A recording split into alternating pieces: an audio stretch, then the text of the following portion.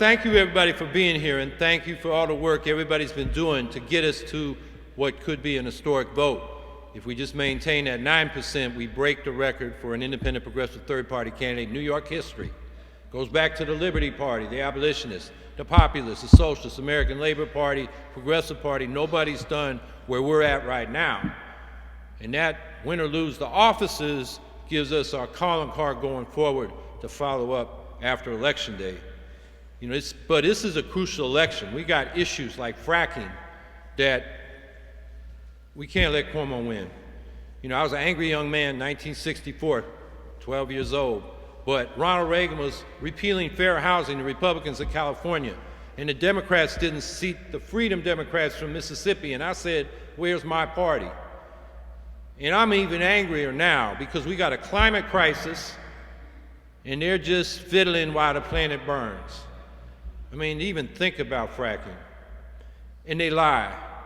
We caught Cuomo and two of them in the debates. Moreland Commission, is it independent or is his and he can shut it down? It's independent, it's his, he goes back and forth depending on who he's talking to. I hope I got that across.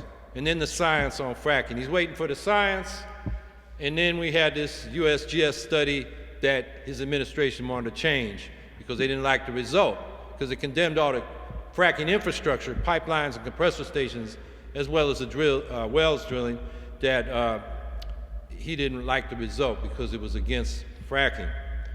And he admitted something else, or he lied, actually, during that debate about Common Core. Suddenly, ooh, me, Common Core? I had nothing to do with it.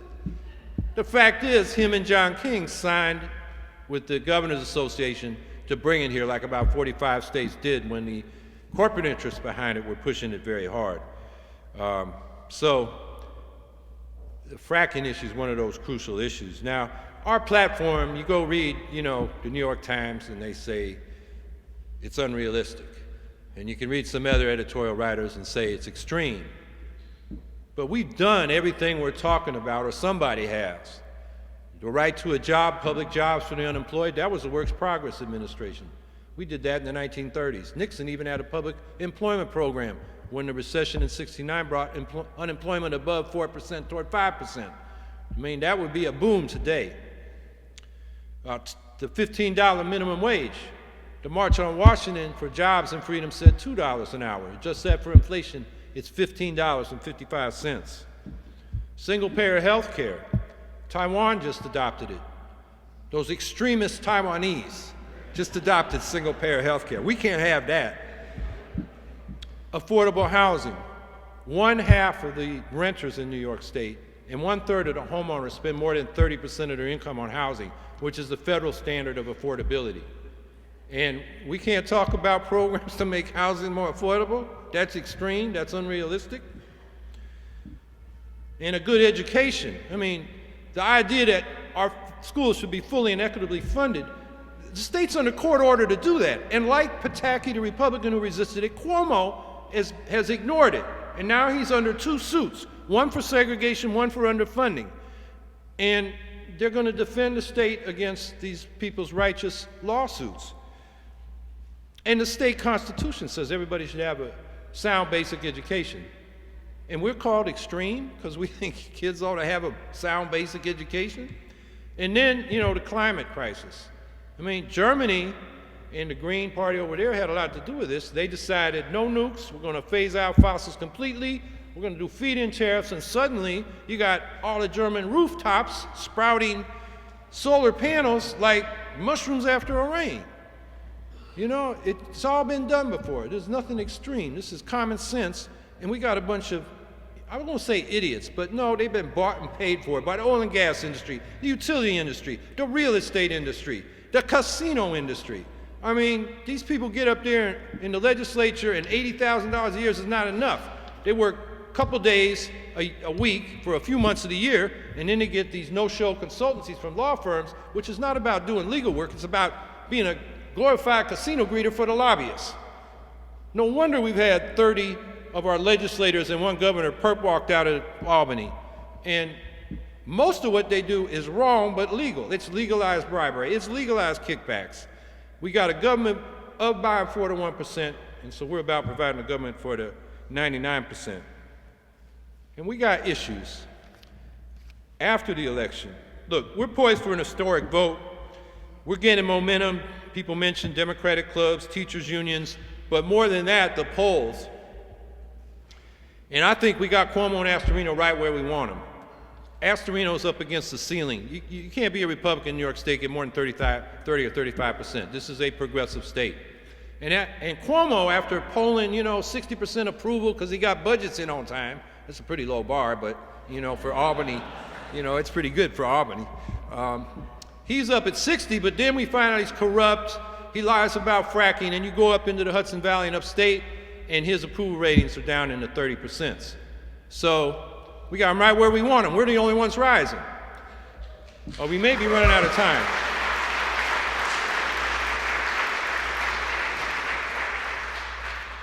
But win or lose on election day, we know what's next. We got issues. Fracking.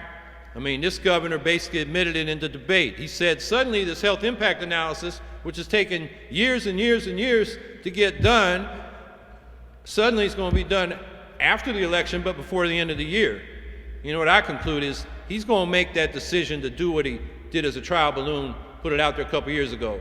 He's going to protect the New York and Syracuse watersheds, so he looks like an environmentalist, and then the rest of it, particularly the southern tier, is going to be a sacrifice zone, unless your local community zoned it out. And he wants that decision, which will be unpopular, in the rearview mirror when he goes to run for president in 2016 or re-election as governor in 2018. So this election, we're the only anti-fracking ticket on the ballot, and this is a fork in the road. We're either going to go to the 21st century, upgrade to clean renewable energy, lower electric costs, full employment, 4.5 million jobs, or we're going to stick with this dirty old 19th century fossil fuels and be behind the rest of the world. Western Europe's investing in the clean renewables, China is, and we're sitting here like we want Carnegie and Rockefeller to continue ruling us. And they're descendants of those robber barons are. Single-payer health care, there'll be hearings right after the election. The bigger our vote, the more leverage and power we'll have in that. Minimum wage, we're going to get 10.10, which is still a poverty wage, or 15, with the option of local communities to raise it. Full public campaign financing like we advocate, or the Cuomo, Schumer, working families, little bit of public money next to the old private money, and you call it reform, and the old private money still rules. Stock transfer tax, there's a bill in the Assembly. Phil Steck, Assemblyman, he needs some help. I think we can help him. Tuition-free SUNY and CUNY, same thing, there's a bill for that.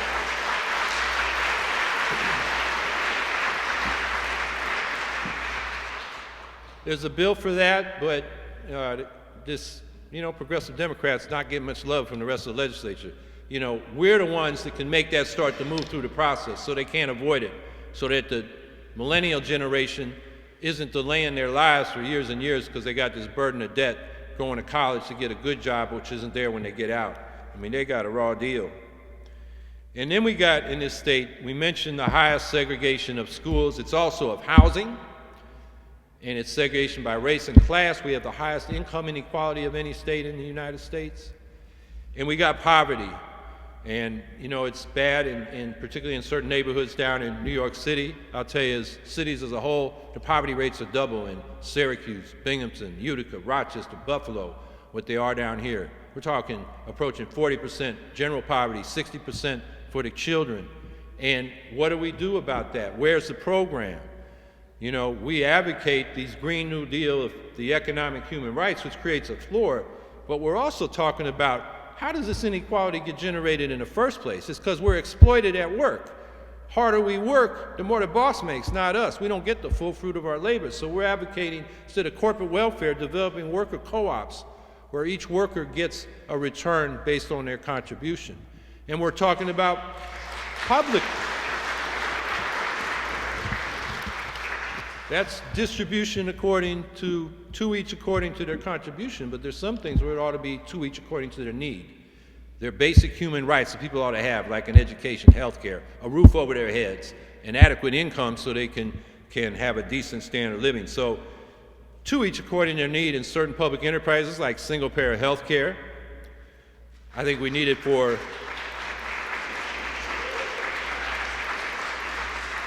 We need it for energy infrastructure. You know, the public infrastructure are the public avenues of private commerce. We need a good transmission and distribution system, central power plants to provide base load, and a smart grid that we share ownership of, and then there'll be plenty of opportunity for small businesses to do solar panel manufacturing, installation, and so forth.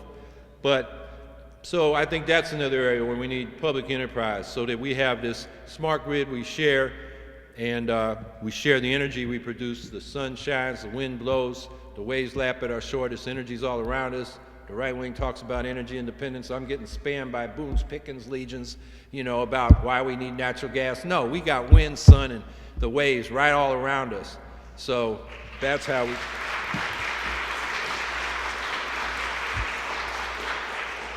And in other cases, we need a public option, the state bank that Teresa talked about.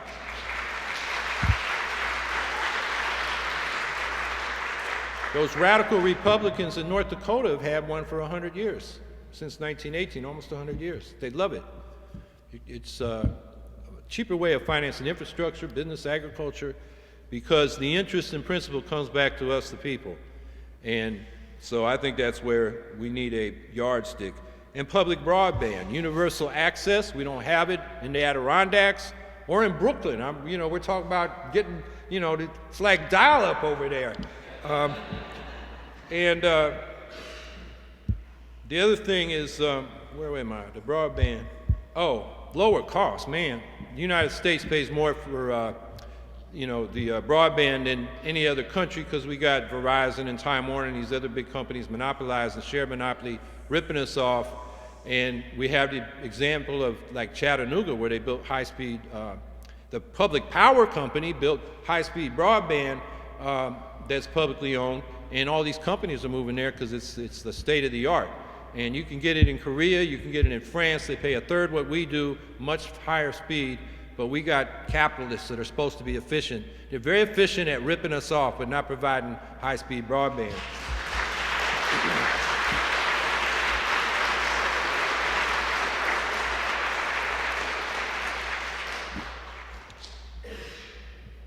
And the other thing is net neutrality, which, is a federal issue, but if you got public broadband, you can have net neutrality on your system. And I think that may be the way to save the internet for the people. So when I say public option, you can buy Verizon, you can buy Time Warner, but the public is probably going to beat them out in the competition because it'll be accountable to us. So these are some of the options that we need to reduce inequality, not just ameliorate it after it's been generated, but let's have outcomes where people get what they've earned. The right always talks about property rights. As a socialist, I want to talk about property rights. The fact is, Locke's theory of natural rights of property, if you create it with your hands, it's yours. Well, the capitalists stopped actually justifying capitalism because they realized it didn't hold as soon as the socialists said, yeah, full fruit of my labor, that's mine, not yours, capitalists, at the end of, at the end of the day. And they started this circular theory where the market allocated the land, labor, and capital. The market's always right, therefore that proves the allocation to land, labor, and capital was justified. And it just goes round and round, and it doesn't have any basis in reality, particularly if you're a worker. And the most important part was, what do we do after the election? And we have 4 goals. 50,000 gets the ballot line, 5% makes us equal to the best run for an independent progressive third-party candidate for governor. We're about double that. We're breaking the record for any statewide office.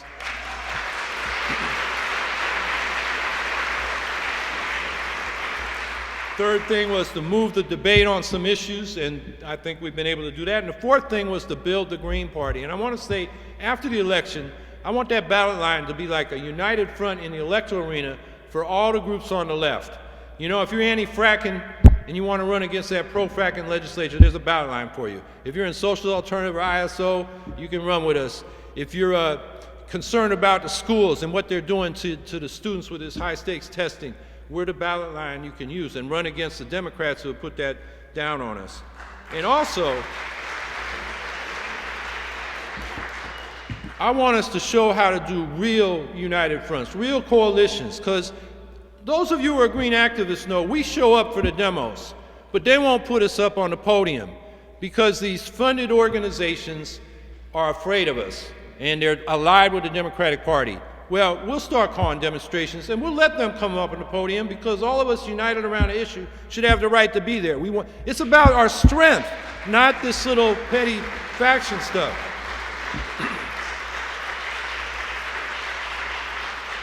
And the other thing we got to do, and this is the most important thing, and I'll probably go over 1 minute, but I'm going to take about a minute to say it. We need to build an organization that unites us.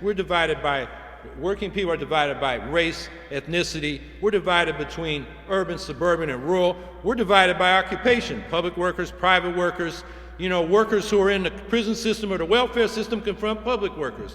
We got, monopoly sector, maybe unionized, private sector, non-unionized, they see themselves as rivals. The public workers got a pension, now the private, even union workers are saying, well, you got a defined benefit, I only got a 401k now, and you're taxing me to pay that pension. That's how the 1% rules. They divide us. And our most important task